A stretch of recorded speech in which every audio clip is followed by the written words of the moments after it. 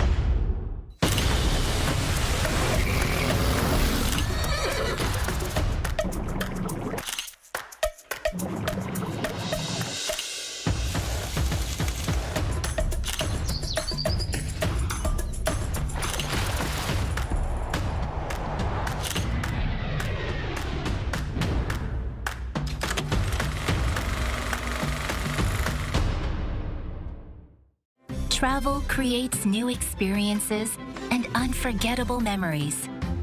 Through landscapes, food, scents, and textures, it awakens and satisfies our senses. The endless joy and inspiration of traveling.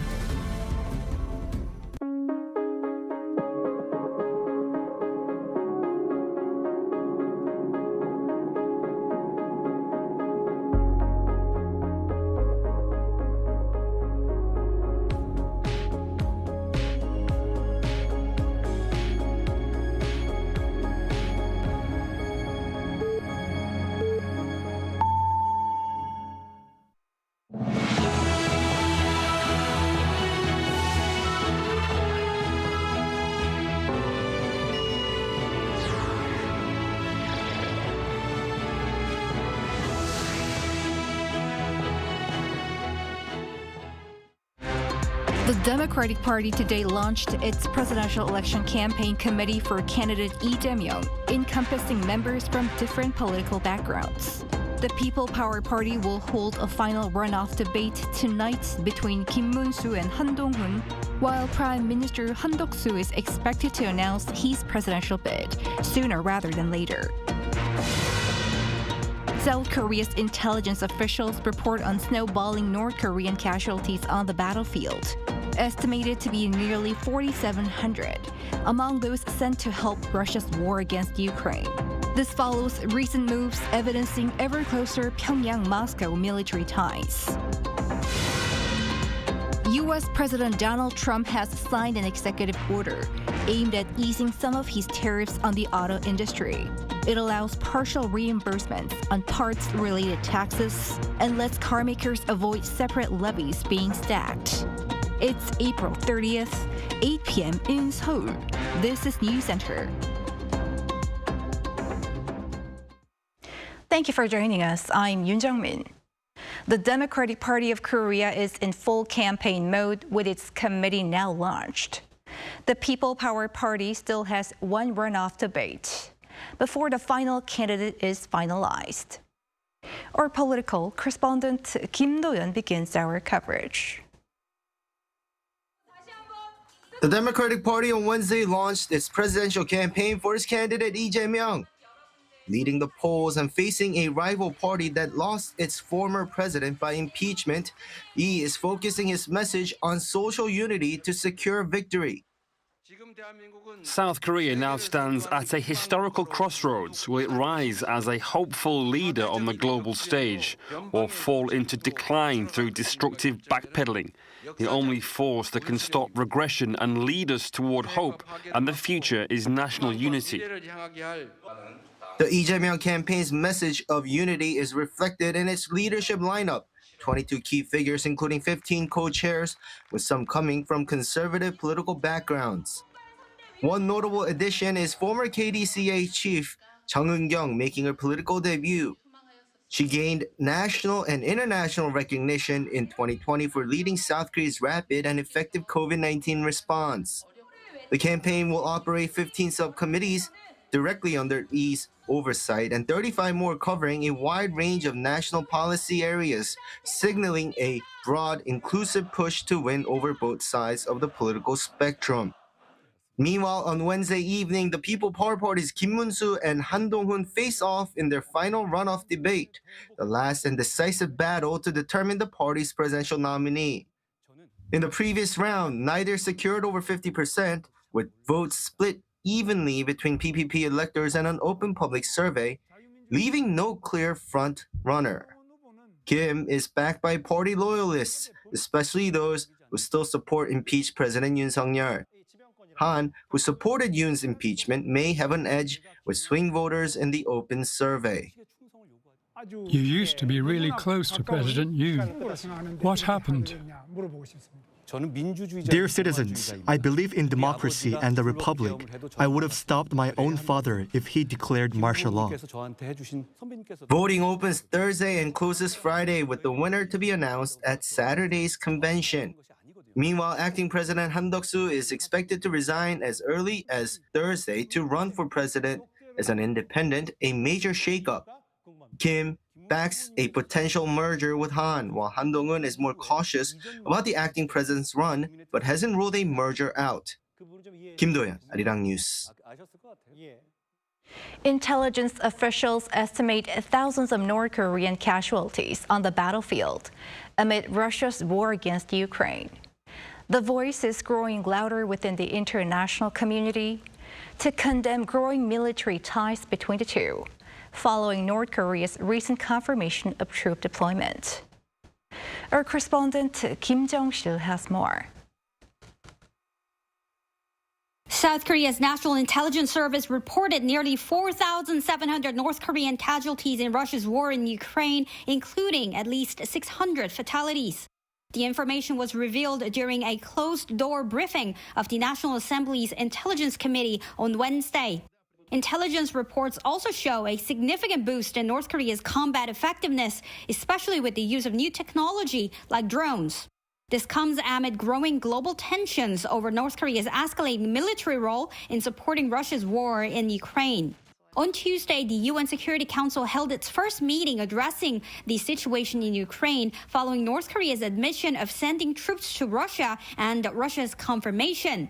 Hwang Jung-kook, South Korean ambassador to the UN, voiced grave concern over the military support. Staggering reports indicate that North Korea now supplies nearly half of Russia's frontline munitions. Without this illegal military assistance, peace in Ukraine might already have been within reach. The meeting saw widespread condemnation from several countries, including South Korea, the U.S., and Ukraine. Meanwhile, Russia's ambassador Vasily Nebensia defended the collaboration, framing it as part of their strategic partnership. We are deeply grateful to our Korean brothers, whose fortitude and bravery will forever remain in the memory of our people. While North Korea's absence from the UN meeting raises questions about its diplomatic engagement, its ongoing military support for Russia continues to influence the course of the conflict in Ukraine. Kim Jong-sil, Arirang News. U.S. President Trump has taken a step back to ease some of his tariffs on the auto industry. Marking his first 100 days in office, his administration seems to be sending a message to America when it comes to trade negotiations with other countries. Moon Hae-ryun reports. U.S. President Trump signed 2 executive orders on Tuesday, rolling back portions of the auto tariffs announced earlier this month. The changes modify the 25% tariff on fully assembled vehicles, as well as additional levies on auto parts that are set to take effect in stages starting May 3rd. The first executive order introduces a tariff onset for parts used in vehicles assembled in the U.S., equaling 3.75% of the retail price in the first year and 2.5% in the second year. These percentages correspond to a 25% tariff applied to 15% of the vehicle's value in the first year and 10% in the second year. Trump said the measure is intended to give automakers more time to produce cars in the U.S. We just wanted to help them during this little transition, short term. And during this little, if they can't get parts, it has to do with a very small percentage. If they can't get parts, we didn't want to penalize them. Under the second executive order, automakers will be shielded from so-called stacked tariffs. That means companies already paying the levy on imported vehicles and parts will not have to face additional steel and aluminium tariffs on imports from Canada and Mexico. The administration says the goal is to avoid compounding unnecessary costs.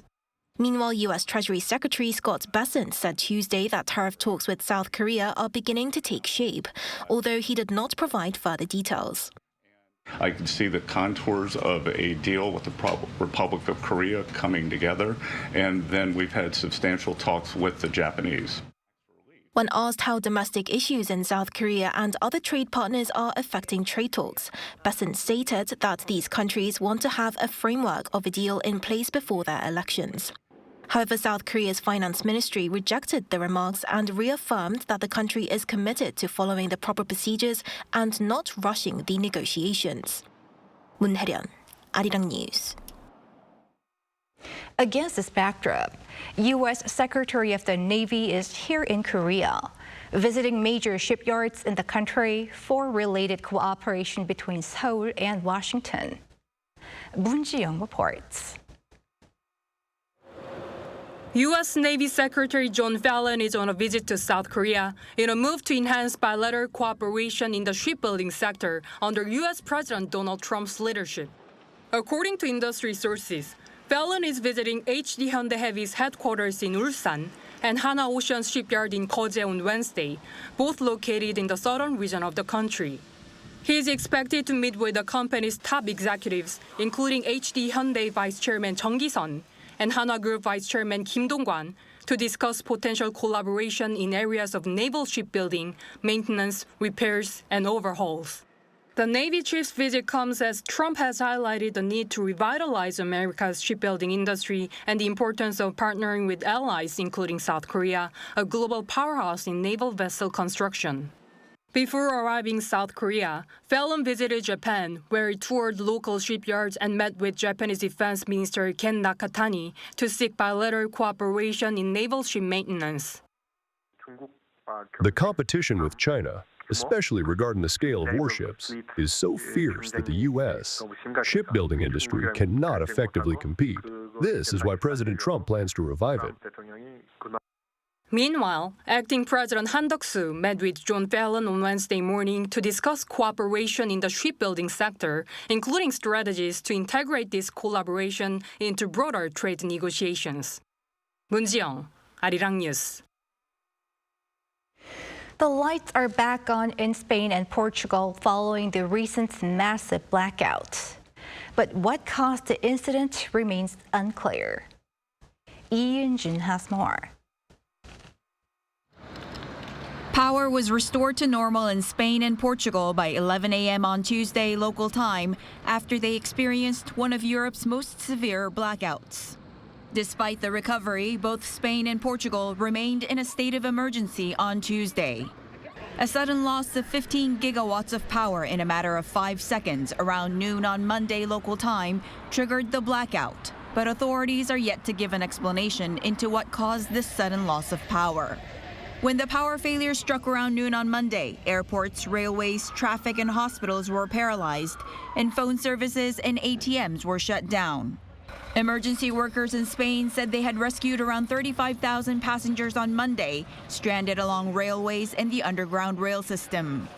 The Spanish National Electricity System operator had detected 2 incidents of power generation loss that could have caused the energy instability.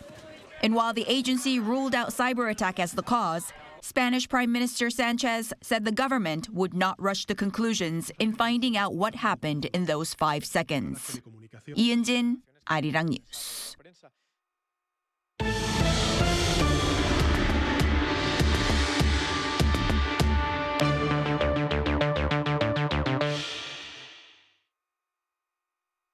A wildfire in Daegu that was contained yesterday flared up again this afternoon, with people advised to evacuate. We have our Lee Eun-hee on the line. Eun-hee, fill us in. Yes, Jungmin, the massive forest fire on Hamjisan Mountain in Daegu has reignited just a day after being brought under control. Around 5 p.m. today, local officials sent emergency alerts ordering nearby residents to evacuate. In response, the Korea Forest Service deployed over 300 personnel and over 40 firefighting helicopters to the scene. The latest updates report that a fire line has formed along a 2.1-kilometer stretch around the mountain. The first fire was initially extinguished by noon Tuesday after nearly 24 hours, but strong winds reignited residual embers, causing the fire to flare up again. To prepare for the wildfire's continued spread, a nationwide emergency mobilization order has also been reissued, which calls for additional firefighting support from other regions. That's all I have for now, Jungmin. Eun-hee, thank you for the latest. Shifting gears, industrial output maintained its growth momentum in March on the back of strong chip production, but retail sales and facility investment lost ground. Shin Se-byuk covers the latest findings. South Korea's overall industrial output rose for a second straight month in March, led by a surge in semiconductor production, posting the biggest rise in 19 months. According to Statistics Korea on Wednesday, the country's industrial production index climbed 0.9% on month to 114.7. That follows a 1% gain in February, marking a continued rebound after a 1.6% drop in January. Manufacturing output jumped 2.9% from the month before. In particular, chip production spiked 13.3%, the largest increase since August 2023. Statistics Korea attributes this to sustained demand for advanced memory chips. Semiconductor output has been climbing steadily since last year. In particular, demand for high-performance chips like HBM and DDR5 has reached record highs. Despite gains in production, the domestic economy remains sluggish. Construction output dropped 2.7%, while service sector production, a key indicator of consumer activity, dipped 0.3%. Both consumption and investment declined, falling by 0.3% and 0.9% respectively from the previous month. Regarding consumption by category, sales of non-durable and semi-durable goods rose, but durable goods like mobile phones and computers saw a sharp 8.6% drop. Statistics Korea attributed the sharp decrease in durable goods to a base effect from last month's surge in smartphone sales and early EV subsidies. For investment, facility investment fell 0.9% as machinery investment declined despite gains in transport equipment such as passenger cars. Pointing to weakening domestic demand as the main reason behind the divergence between industrial output and consumption, an expert said both short and long-term government efforts are needed to tackle the slowdown amid internal and external uncertainties. The government is using a supplementary budget and potential rate cuts to support demand. But in the long run, we need new growth engines, as most industries aside from semiconductors are losing ground to China, hurting both exports and domestic demand. Shin Se-byuk, Arirang News. South Korea's inbound tourism for March fully rebounded to pre-pandemic levels, surpassing the number recorded during the same month in 2019. According to the Korea Tourism Organization on Wednesday, around 1.6 million foreign tourists visited the country last month, marking an 8% increase year-on-year. The largest number of visitors came from China, followed by Japan, Taiwan, and the United States. From January to March this year, Korea has welcomed around 3.8 million tourists, up nearly 14% compared to the same period last year. The Seoul Bus Labor Union says buses will operate as normal starting tomorrow, following Wednesday's one-day work-to-roll slowdown protest. The union limited the protest to one day to minimize public inconvenience, but is urging management to take part in further negotiations. If talks continue to stall, the union may decide on further action, possibly a full-scale strike at next week's meeting. Last-minute talks broke down in the early hours of Wednesday after 9 hours of negotiations. The union is demanding an 8.2% increase in base pay and an extension of the retirement age from 63 to 65. Management is pushing to lower the standard wage through wage system reform. A couple of weeks ago, we covered how the Netflix series When Life Gives You Tangerines has been gaining popularity in and outside of the country. Our An Sung-jin was in Jeju herself to see the scenes from the drama and to talk about what makes the drama the latest buzz. 뱉는 게 뭐 별거냐? 똑같아. This line from the last episode of the Korean drama When Life Gives You Tangerines captures one of the underlying meanings of the series, living life. The story of a young couple on Jeju Island and how their life progresses through many ups and downs caught many sniffling throughout the episodes of this heartwarming story. Across generations, these stories and the lines from the characters were very relatable in talking about life and values because it revolves around family. Such storylines have resonated with viewers from around the world as the show topped Netflix's global non-English show chart. The theme is so universal. The fact that there are Korean themes involved is part of the fascination and the interest for me as a Westerner. That show makes me feel I'm there. I feel part of their life. I feel I'm experiencing what it's like to be in Korea during this stretch of time. I think it's absolutely universal. The series' Korean title uses a phrase from Jeju dialect, 폭삭 속았수다, which translates to "you've worked hard." The drama portrays glimpses of the beautiful scenery of Jeju Island as a background to key events in their life. The characters grow up on Jeju's rocky shores in the 1950s, and these scenes were filmed around Kimyeong Beach, where haenyeo, or female divers, can often be seen, a symbol of Jeju Island. They fall in love in the warm, bright canola fields in the 1960s, another endearing sight on the island during April and May. The characters take part in a writing contest at the Jeju-mok government office, capturing the history of Jeju. And other scenes show off the island's natural beauty. This site right here was one of the places where the scenes of the drama was filmed. You can also get a glimpse of the traditional houses that represent Jeju Island. The local government is developing programs so that tourists can visit these locations easily. Through hosting drama filming locations and investing more in these programs, we hope to further invigorate Jeju's content and tourism business. So for those who haven't had a chance yet to catch up with the series, why not give it a look to enjoy the beauty of Jeju? An Sung-jin, Arirang News, Jeju.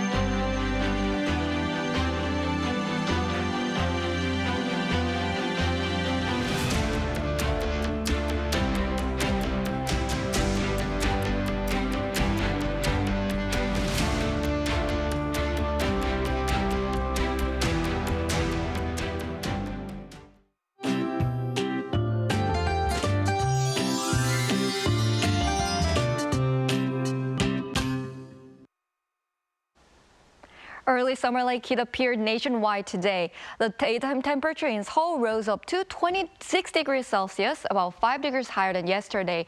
There were areas where the daytime temperatures moved up to nearly 30 degrees in the southern parts of the country. However, as there are temperature swings, please dress in layers when you go outside. Rain is forecast across the country tomorrow, and the dryness of the atmosphere will gradually be relieved. Looking at the amount of rainfall, as little as 5 millimeters to as much as 50 millimeters of rain is expected throughout the country. Tomorrow morning, most areas will start off in the double digits with rain falling. Highs will move up to 18 degrees in Seoul, 23 degrees in Gwangju, Daegu, Gyeongju, and Jeju. On Saturday, more rain is expected all over the country. That's all for Korea. Here are the weather conditions around the world.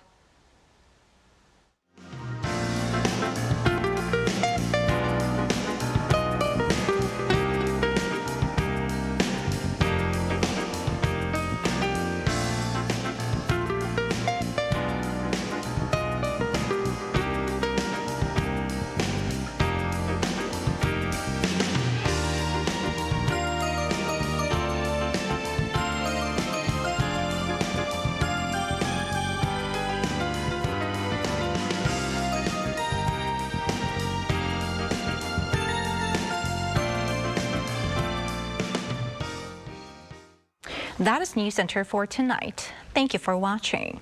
A panel session up next.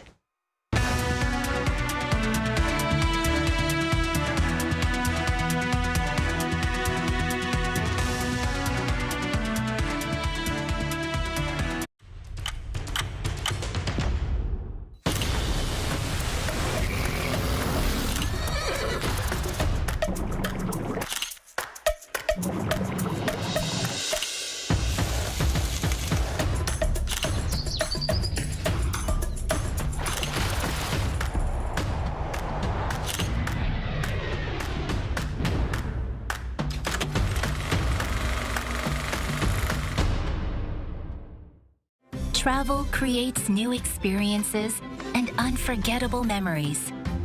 Through landscapes, food, scents, and textures, it awakens and satisfies our senses. The endless joy and inspiration of traveling.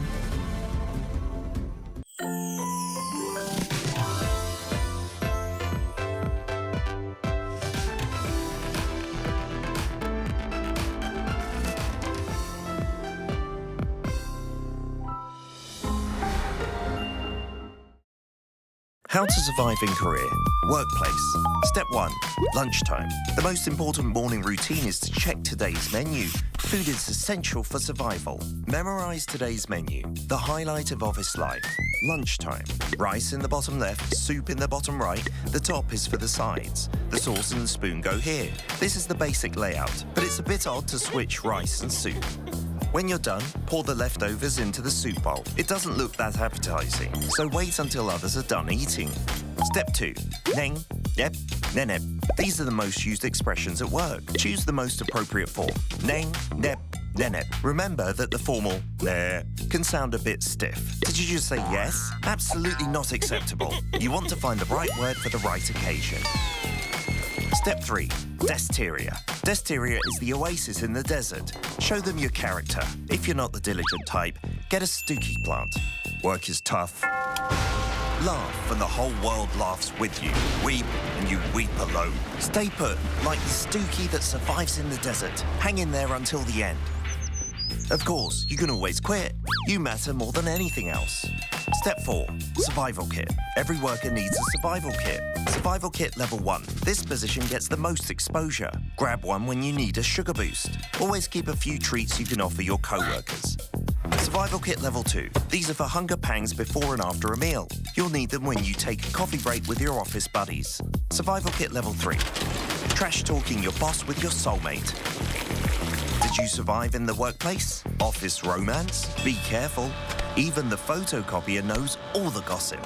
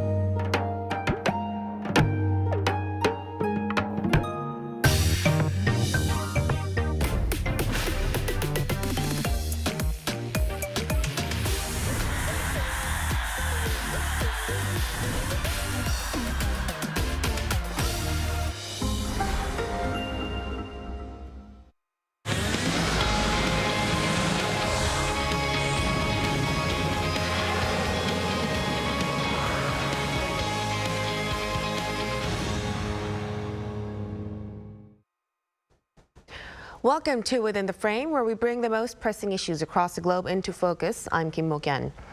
The Korean peninsula stands at a pivotal crossroads as the re-elected Trump administration marked its first 100 days in office.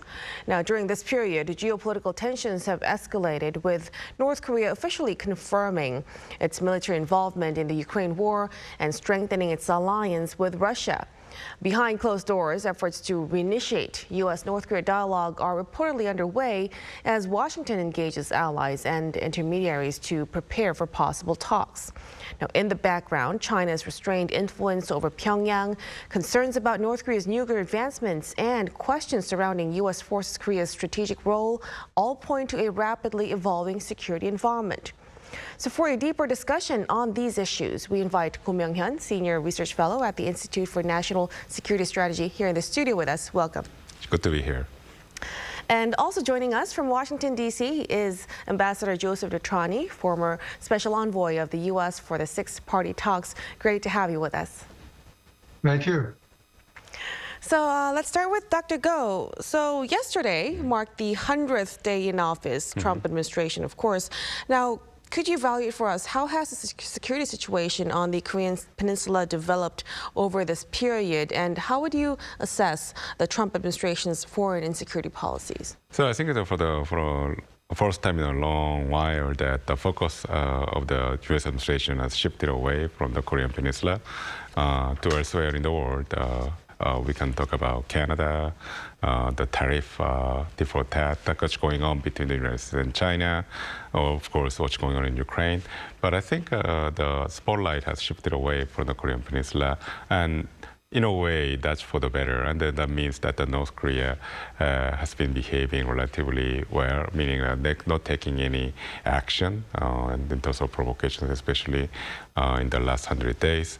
And I think it has been more or less a calm situation for the both Koreas. Of course, there are political turmoil going on in South Korea, but we are not seeing a sign of instability or a rash action carried out by the North Koreans.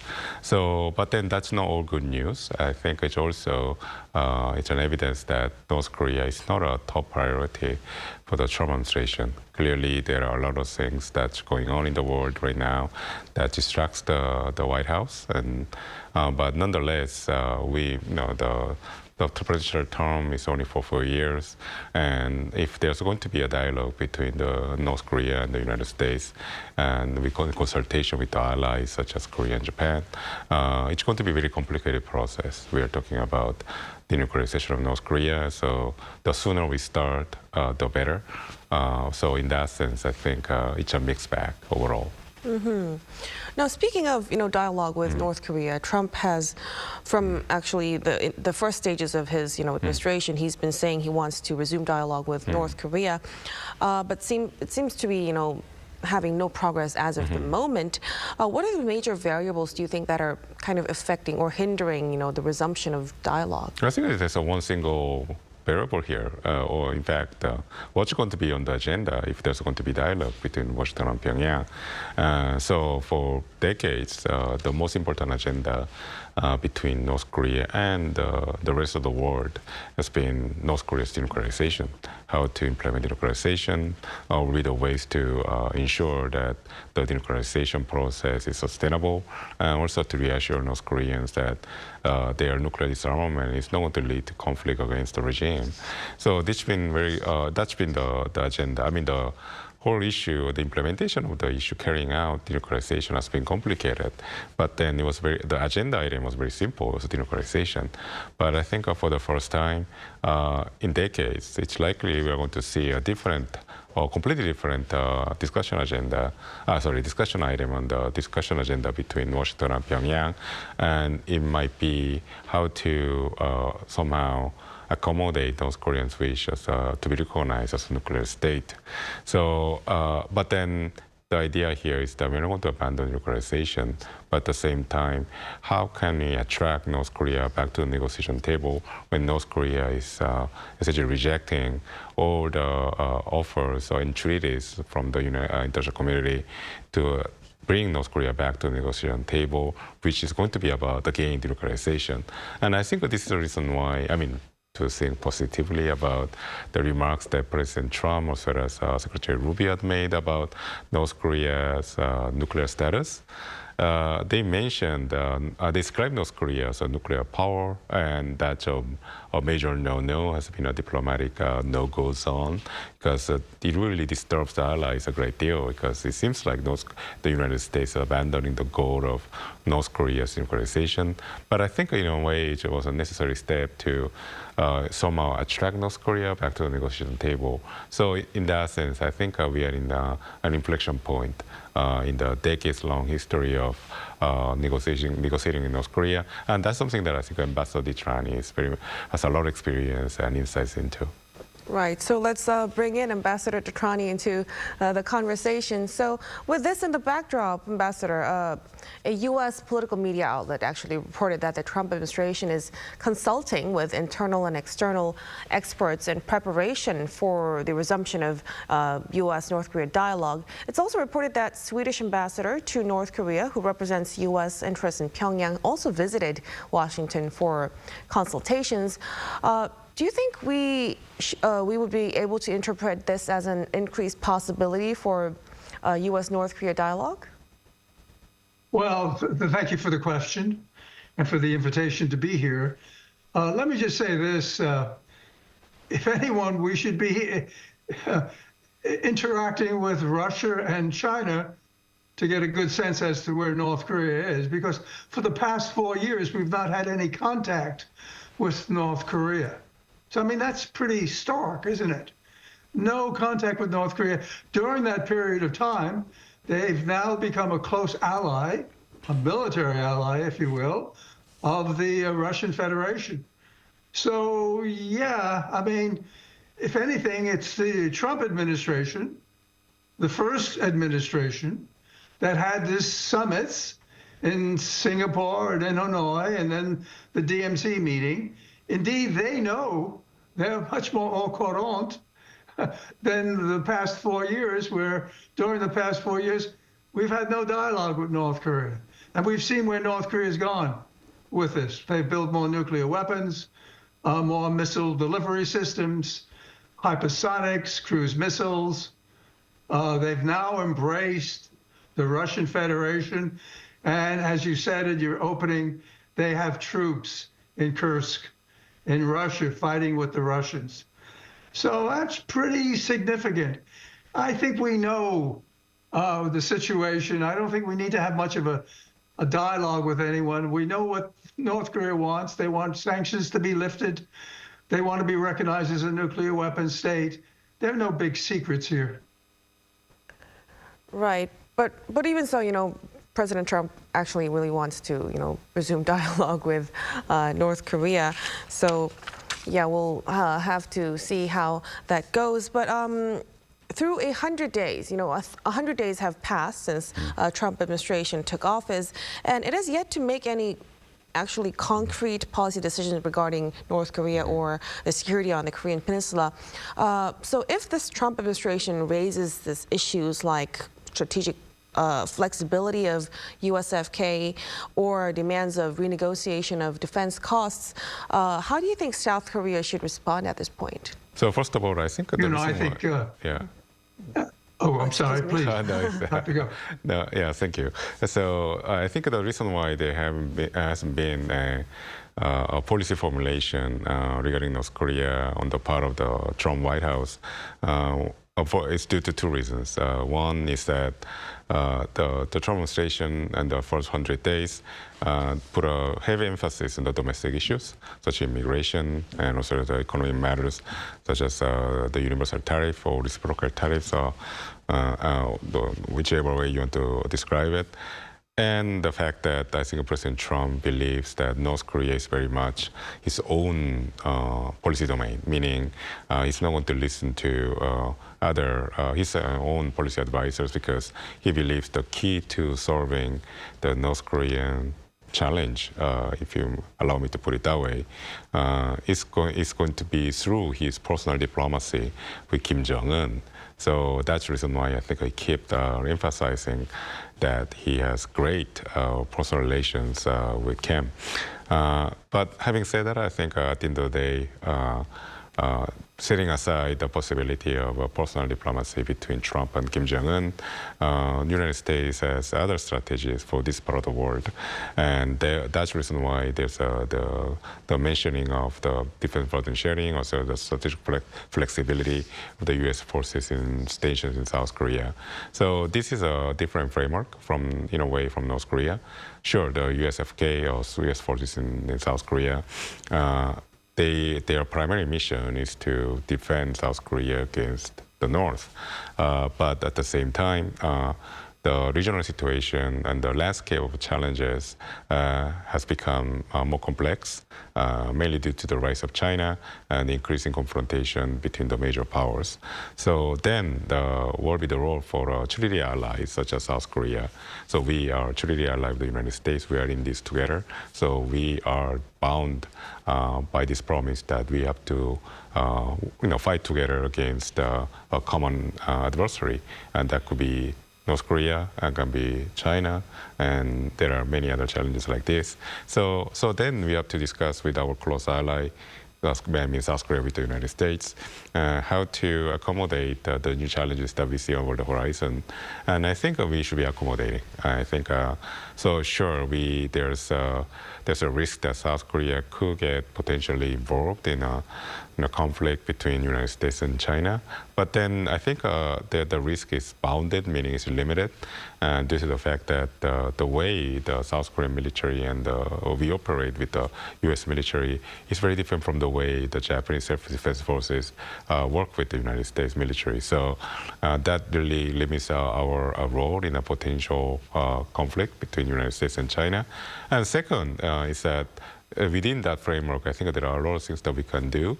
And then most importantly, by showing that South Korea and the United States are essentially working together to face the common challenge of a potential conflict between China and the United States over Taiwan, it has a very important and significant deterrent effect.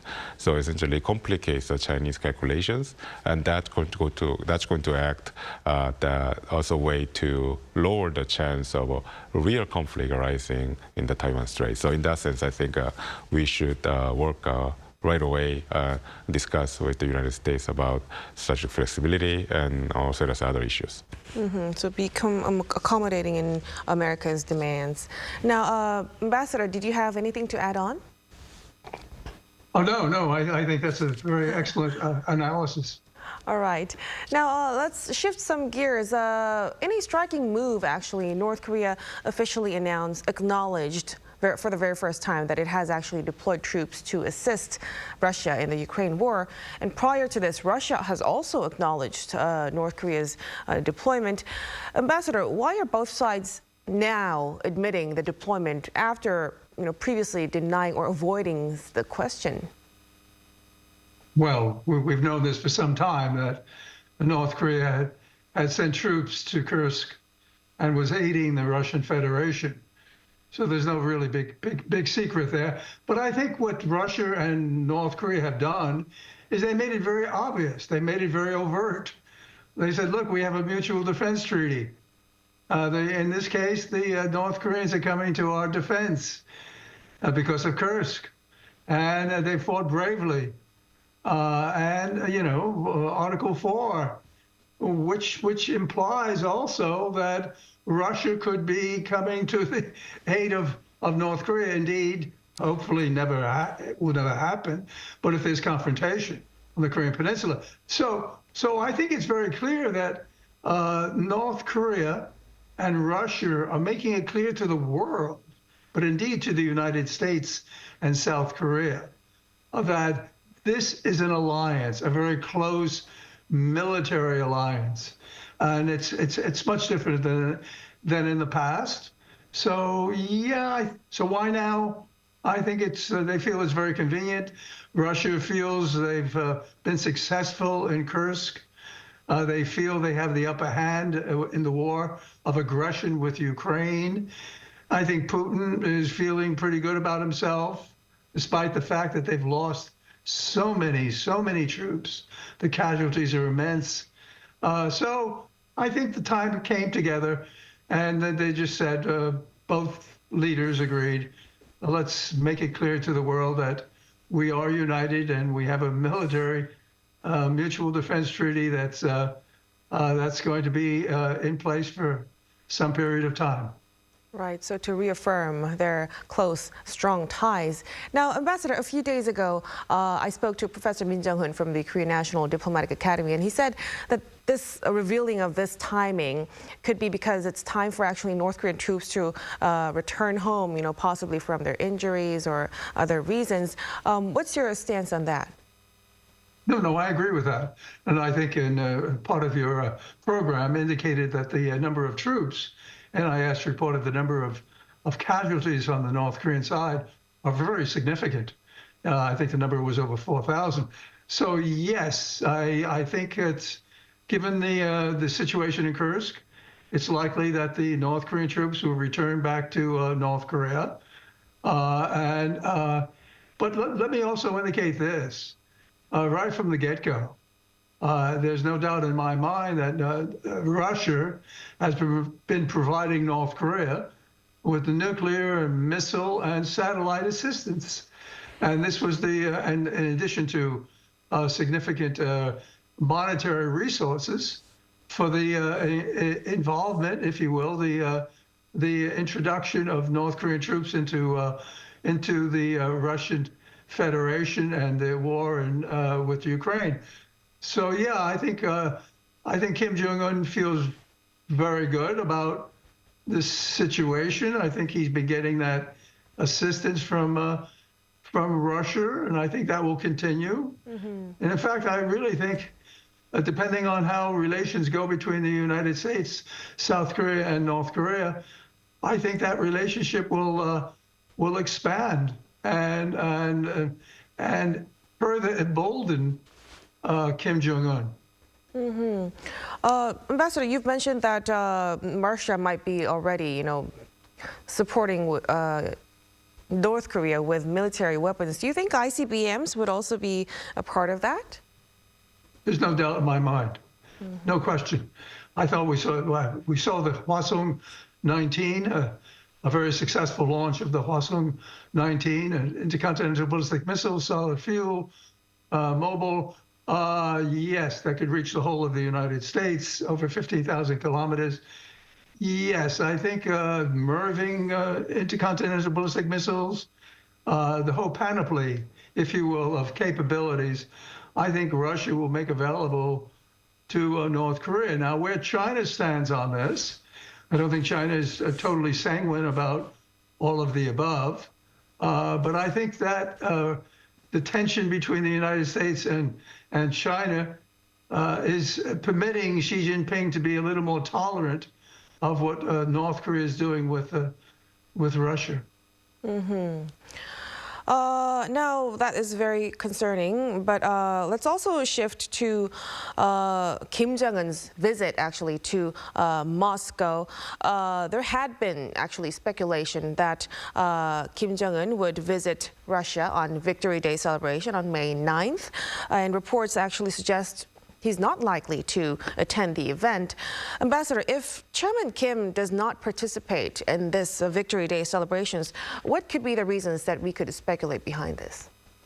Well, I would think one of the reasons would be that Kim Jong-un wants to still show he's open to an overture from the United States.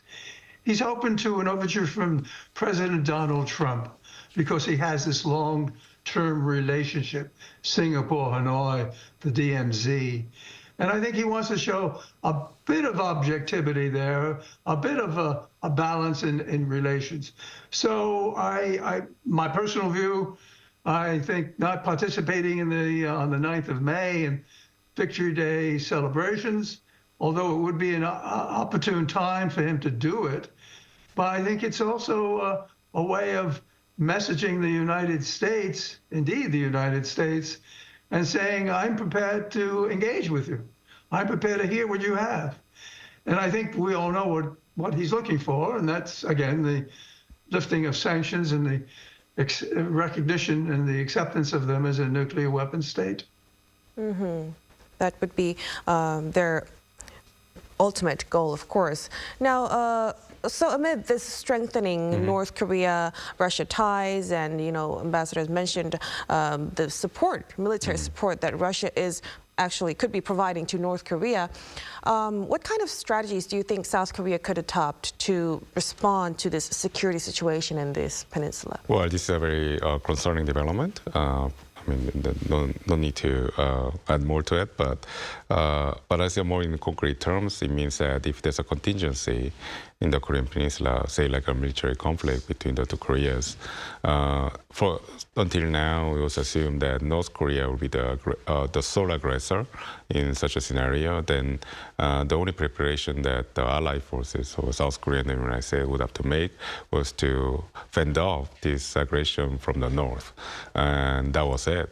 But now it's the Russia's increasingly close security partnership with North Korea is raising the possibility that Russia might get involved in a conflict in the Korean Peninsula from the get-go, from the initial phase of a conflict. And this really complicates the response on the part of the allied forces, the combined forces of South Korea and the United States. So the better improvement and then also updating our contingency planning that in operational sense, it's a must, something that we should do right now.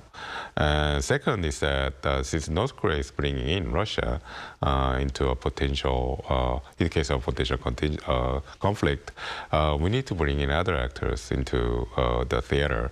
So besides the United States, we need other partners, and we already have them in the form of NATO. So this is a very important point because we think of NATO as a security framework that's exclusive to Europe. But then now both Europe and Northeast Asia and in Korea and Japan, we are facing a common threat in the form of Russia. So we need definitely bring NATO into the equation.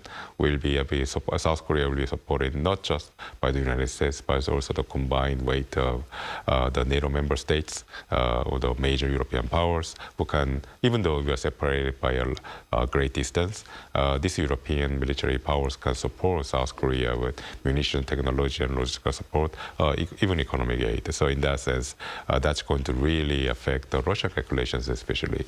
And certainly, I think this is a very important factor again. We can somehow convince China that this increasing partnership between Russia and North Korea is not just a threat to South Korea, but also it's detrimental to Chinese own strategic interests because China has been very much opposed to the idea of a NATO expansion or increasing partnership between Asian countries and NATO because they don't want to be surrounded. China doesn't want to be surrounded by allies of the United States all around, from the east to the west. So now that this possibility is becoming even more realistic, not because of what the United States is doing, but because of what North Korea is doing, which is nominally a friend of China. I think China, which has a lot of leverage on North Korea, should exercise that leverage to ensure that North Korea stops bringing in outside powers in the Korean Peninsula. So I think these are the ways that we can do to ensure that North Korea and Russia, engage in this kind of actions that could lead to miscalculations. Engaging with NATO and also, approaching China with the issue would be helpful. Now, we had a lot of discussions today, but we will have to wrap up our program for tonight at this point. Thank you so much for your insights and for your time, Dr. Go. My pleasure. And Ambassador Detrani, we appreciate it. Thank you. And that'll be all from us on Within the Frame. Be sure to tune in again next time as we continue to explore the stories that matter. Till then, stay informed and engaged.